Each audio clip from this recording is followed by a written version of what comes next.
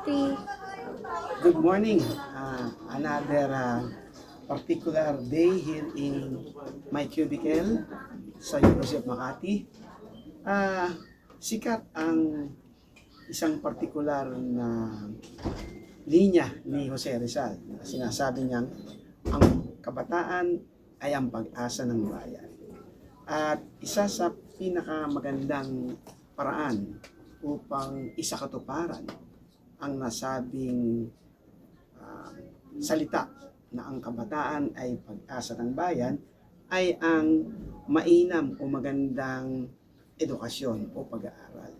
At kung ang pag-uusapan natin ay pag-aaral, itong Makati, ang siyudad ng Makati, ay masasabi nating namumukod tangi sa buong Pilipinas kung pag-uusapan natin ay ang tinatawag nating education system. Kilala ang Makati, tanyag ang Makati sa pagkakaroon ng mga magaganda, modernong mga gusali na ginagawang paaralan. Kaya sa Makati, kinikilala, noong paman, panahon paman ng mga Amerikano, ay kinikilala na ang kahalagahan ng edukasyon ng kanyang mga mamamayan. Kung pag-uusapan natin ang mga iba't ibang mga paaralan na nag-umpisa rito sa Makati, meron dito yung 1911 pa, yung Kuli-Kuli Primary School na matatagpuan sa ngayon ay Barangay Teodel Pilar. So yan ay isang sa mga pinakaunang public elementary school dito sa Makati.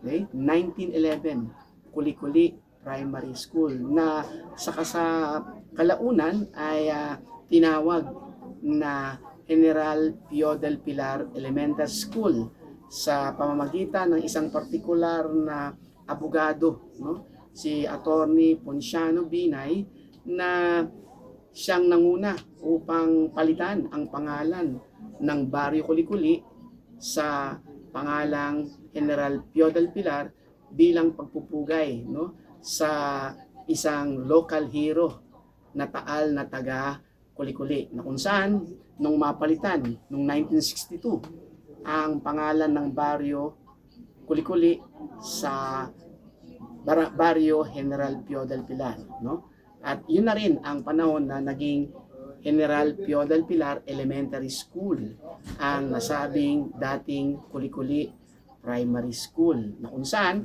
ito ay nag-umpisa sa dalawang partikular na room na inuupahan sa isang partikular na bahay. Matapos doon, pwede rin nating isama yung nung 1968, yung Makati High School, na kung saan yung kauna-unahang mga estudyante na merong mga 300 plus na mga estudyante ay nagumpisa ng kanilang pag-aaral doon sa basement ng Makati Police, So that's 1958, Then 1968, then 1970, yun namang San Jose Elementary School, na kung saan ito ay isang partikular na elementary school na nandito naman sa may bandang Guadalupe.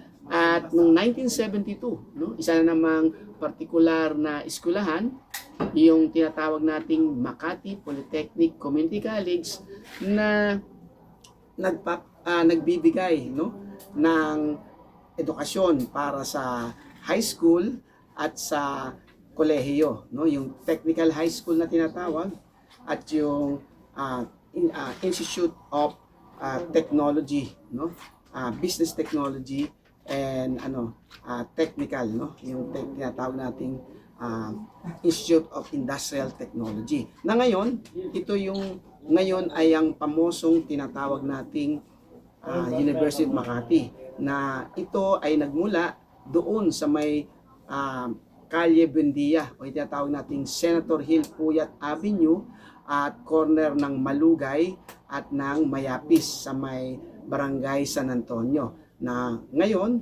ay isa sa kinikilala bilang isa sa pinakamagandang pampublikong universidad sa buong Pilipinas, na kung saan kung kayo ay magagawi rito, kayo ay talagang mamamangha sa kagandahan ng nasabing universidad, na kung saan marami, no, ang gustong mag-aral, no, dahil sa pasilidad nito at sa kanyang mga magagaling na mga nagtuturo, no. Kung kaya't ngayon, no, ang Makati, no, ay nagiging benchmark, no, pagdating sa tinatawag nating sistema ng pag-aaral, no, na kung saan talagang binibigyan tuon ng pamahalaang lokal ng Makati ang edukasyon, kung saan pasalamat tayo sa mga partikular na mga leader, no, ng Makati, na kung saan kanilang binibigyan tuon ang pangunahing pangangailangan ng mga tao upang ito ay makaangat sa buhay. At ito na nga ay ang pag-aaral, no? Magmula sa mga sinaunang liderato hanggang sa liderato nung naging dating vice presidente, no? Si Attorney Jejomar Binay na naging mayor at the same time naging vice president ng Pilipinas, kung saan siya ay talagang tumutok na bigyan ng magagandang mga pasilidad ang mga eskwelahan sa Makati, na kung saan patunay ngayon, no, itong University of Makati na pagiging sentro ng edukasyon sa Makati, na kung saan ang mga mag-aaral ay walang bayad. Ito ay subsidized ng gobyerno, na kung saan wala ka nang iintindihin kundi ang mag-aral na lang. Yan ay isang partikular na kaalaman pagdating sa edukasyon dito sa siyudad ng Makati. Okay, that's it for today. Thank you.